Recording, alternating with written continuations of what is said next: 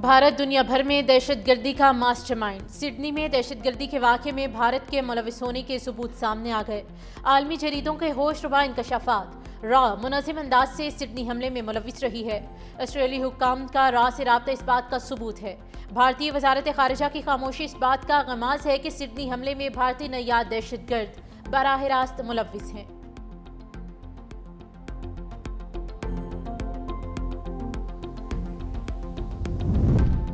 Sydney حملہ آوروں کی بھارت سے گٹھ جوڑ کی تحقیقات جاری۔ آسٹریلی حکام کا بھارتی خفیہ ایجنسی سے رابطہ۔ حملہ آور باپ بیٹے کا فلپائن میں عسکری تربیت لینے کا انکشاف۔ دونوں نومبر میں بھارتی شہری کی حیثیت سے فلپائن گئے۔ حملہ آوروں کے فلپائنی سفر کے بارے میں تحقیقات جاری ہیں۔ زخمی دہشت گرد نوید اکرم بھی کوما سے باہر آ گیا۔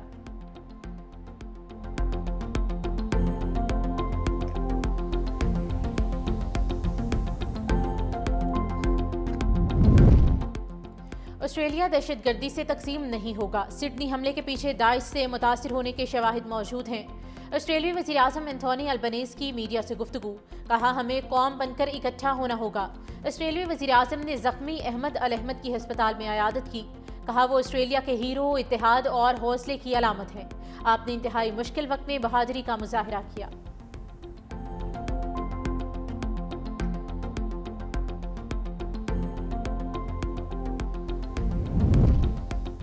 مار کہک میں پاکستان نے بھارت کے 4 رافیل طیارے گرائے۔ برطانوی دفاعی جریدے نے طیاروں کے نمبر جاری کر دیے۔ برطانوی دفاعی جریدے کی ایرو میگزین کی تحقیقی رپورٹ میں انکشاف کیا گیا ہے کہ مئی میں پاکستان اور بھارت کے درمیان ہونے والی 52 منٹ کی فضائی جنگ میں بھارتی فضائیہ کے 4 رافیل لڑاکا طیارے تباہ ہوئے۔ تباہ رافیل طیاروں کے نمبر BS-001، BS-021، BS-022 اور BS-027 تھے، جبکہ بھارت ان چاروں طیاروں کے سیریل نمبر کے ساتھ کوئی واضح تصاویر پیش کرنے میں ناکام رہا۔ بھارتی فضائیہ کے مجموعی نقصانات میں MiG-29، Su-30 اور ہیرون ڈرون شامل ہیں۔ بھارتی chief of defence staff general Anil Chauhan نے طیاروں کی تباہی تسلیم کی۔ پیٹرولیم مصنوعات کی قیمتوں میں رد و بدل۔ ہائی سپیڈ ڈیزل 14 روپے فی لیٹر سستا، نئی قیمت 265 روپے 65 پیسے ہو گئی۔ پیٹرول کی قیمت میں کمی یا اضافہ نہیں کیا گیا۔ قیمت 263 روپے 45 پیسے فی لیٹر برقرار۔ وزیر اعظم شہباز شریف کی منظوری کے بعد وزارت پیٹرولیم نے نوٹیفیکیشن جاری کیا۔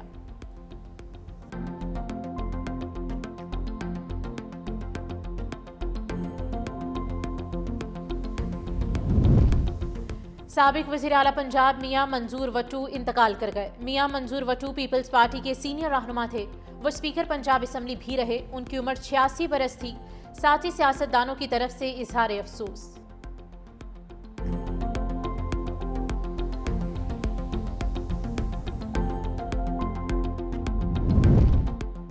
اور chairman P C B Mohsin Naqvi کی زیر صدارت بورڈ آف گورنرز کا اجلاس۔ نیشنل اسٹیڈیم کراچی کی تعمیر نو کے دوسرے مرحلے اور LCCA گراؤنڈ کی اپ گریڈیشن کی منظوری دے دی گئی۔ PSL لندن اور نیو یارک روڈ شوز کی کامیابی۔ سری لنکن دورہ جاری رکھنے کی کاوشوں کو بھی سراہا گیا۔ PSL 11 کے میچز مظفر آباد میں کرانے اور اسلام آباد میں state of the art stadium کی تعمیر کا بھی اعلان۔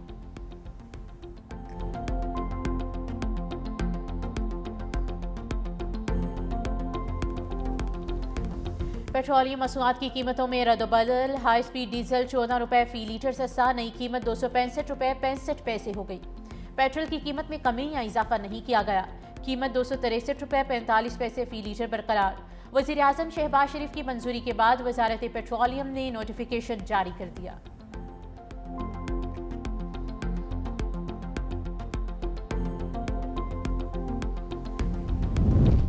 وفاقی حکومت نے 11ویں NFC ایوارڈ کے لیے 8 ورکنگ گروپس قائم کر دیے۔ صوبائی اخراجات، مرکز اور صوبوں میں وسائل کی تقسیم، قومی قرضوں، ٹیکس ٹو GDP، صوبوں کو براہ راست وسائل کی منتقلی، سابق فاٹا انضمام اور قابل تقسیم پول سے متعلق سفارشات تیار ہوں گی۔ مختلف ورکنگ گروپس کی سربراہی صوبائی وزرائے خزانہ کریں گے۔ دوسرا NFC اجلاس جنوری کے وسط میں متوقع ہے۔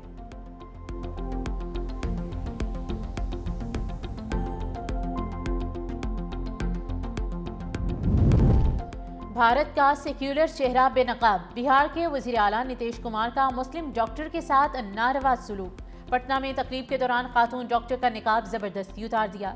ویڈیو سوشل میڈیا پر وائرل۔ بھارتی اپوزیشن اور سوشل میڈیا صارفین کے وزیر اعلیٰ پر کڑی تنقید۔ انتہا پسند، ذہنی مریض قرار دے دیا۔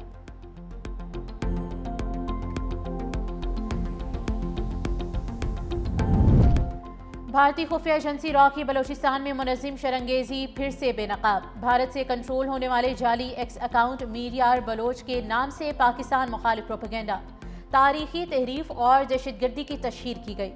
Thai land V P N کے استعمال کا بھی انکشاف۔ را اور فتنہ ہندوستان کی بلوچستان میں بدامنی پھیلانے کی سازشوں کے ناقابل تردید شواہد عالمی سطح پر عیاں ہو گئے۔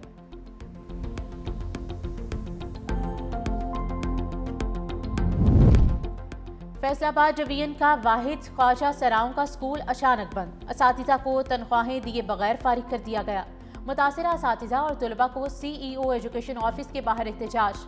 اسکول میں 50 سے زائد خواجہ سرا زیر تعلیم تھے۔ مظاہرین کا وزیر اعلیٰ پنجاب مریم نواز سے اسکول بحال کروانے اور اساتذہ کی تنخواہیں ادا کرنے کا مطالبہ۔ اسکول کی بدولت خواجہ سرا گداگری جیسے دھندے سے بچ گئے تھے۔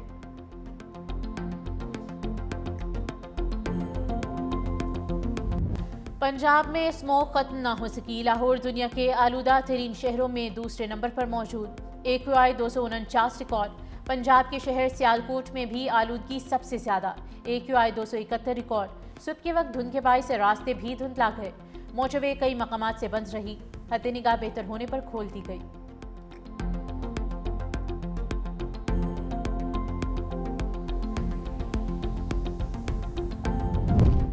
وسطی میکسیکو میں چھوٹا طیارہ ہنگامی لینڈنگ کی کوشش کے دوران گر کر تباہ ہوا، 7 افراد ہلاک ہو گئے۔ حادثہ سان ماتھیو اور ٹینکو کے صنعتی علاقے میں پیش آیا، جو میکسیکو سٹی سے 50 کلومیٹر مغرب میں واقع ہے۔ طیارے نے بحر الکاہل کے ساحلی شہر اکاپولکو سے اڑان بھری تھی۔ آگ لگنے کے باعث علاقے سے تقریباً 130 افراد کو محفوظ مقام پر منتقل کرنا پڑا۔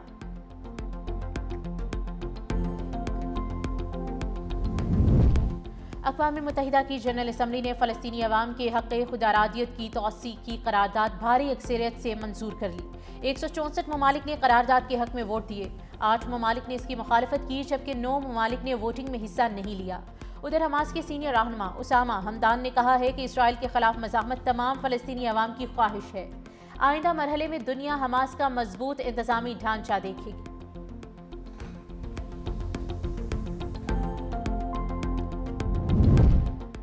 یوکرین اور روس کے درمیان جنگ بندی کے لیے کوشاں ہیں۔ امریکی صدر ڈونلڈ ٹرمپ کی وائٹ ہاؤس میں میڈیا سے گفتگو، کہا روس کے صدر ولادیمیر پوٹن سے بات ہوئی ہے۔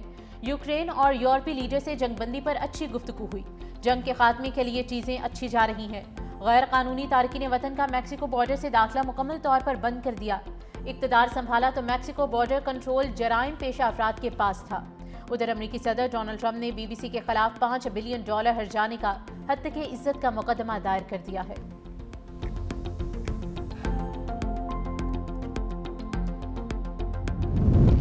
جیل میں قید میانمار کی سابق سربراہ اونگ سان سوچی کی حالت تشویشناک۔ 2021 سے اونگ سان سوچی کے بیٹے کا کہنا ہے کہ والدہ کی صحت کے بارے میں فکر مند ہوں۔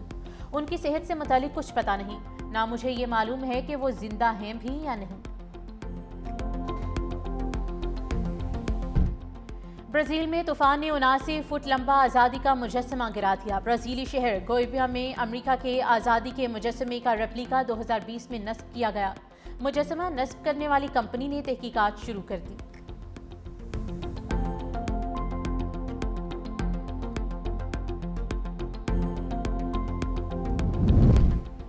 چیئرمین PCB محسن نقوی کی زیر صدارت بورڈ آف گورنرز کا اجلاس۔ نیشنل اسٹیڈیم کراچی کی تعمیر نو کے دوسرے مرحلے اور LCCA گراؤنڈ کی اپ گریڈیشن کی منظوری دے دی گئی۔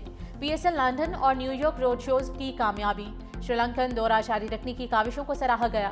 PSL 11 کے میچز مظفر آباد میں کرانے اور اسلام آباد میں state of the art stadium کی تعمیر کا بھی اعلان کر دیا گیا۔